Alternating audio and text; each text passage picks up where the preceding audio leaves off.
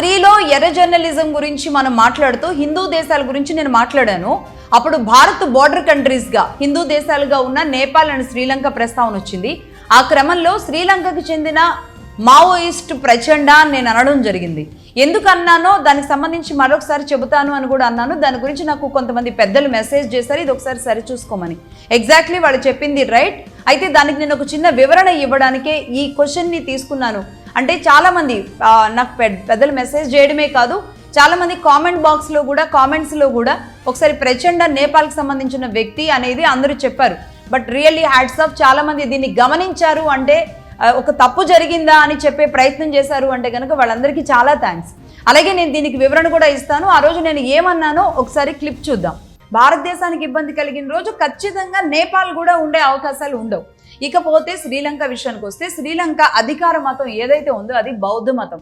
ఈ మధ్య కాలం నుంచే శ్రీలంకకు పాస్పోర్ట్ ప్రొసీజర్స్ ఏవైతే ఉన్నాయో అవి కూడా మొదలైనవి. లేదంటే నేపాల్ లాగానే భారత్కి నేపాల్కి ఎలా పాస్పోర్ట్ అవసరం లేకుండా ఉందో శ్రీలంక కూడా అలాగే ఉండేది గతంలో. అక్కడ ప్రచండ అనే ఒక మావోయిస్ట్ చైనాతో కుమ్మక్కయ్యి శ్రీలంకని చావు దెబ్బ కొట్టాడు.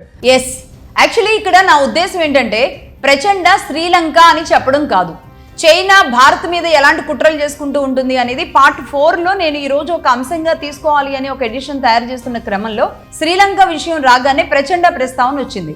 Yes, exactly. ప్రచండ వచ్చి అతడు నేపాల్కి సంబంధించిన ప్రధానమంత్రి. అసలు ప్రచండ ఏంటి, ప్రచండ విషయంలో నేను ఎందుకు స్కిప్ చేశానో చెప్తాను.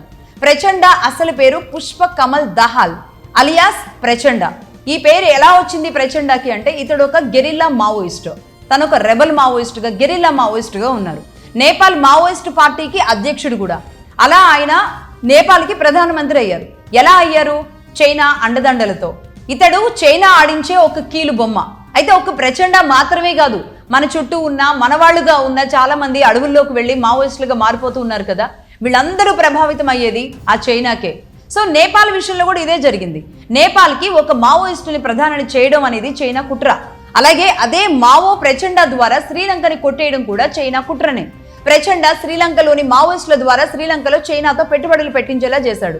అంటే పెట్టుబడులు పెట్టించడం అంటే రకరకాల రూపాల్లో అప్పులు ఇవ్వడం అన్నమాట.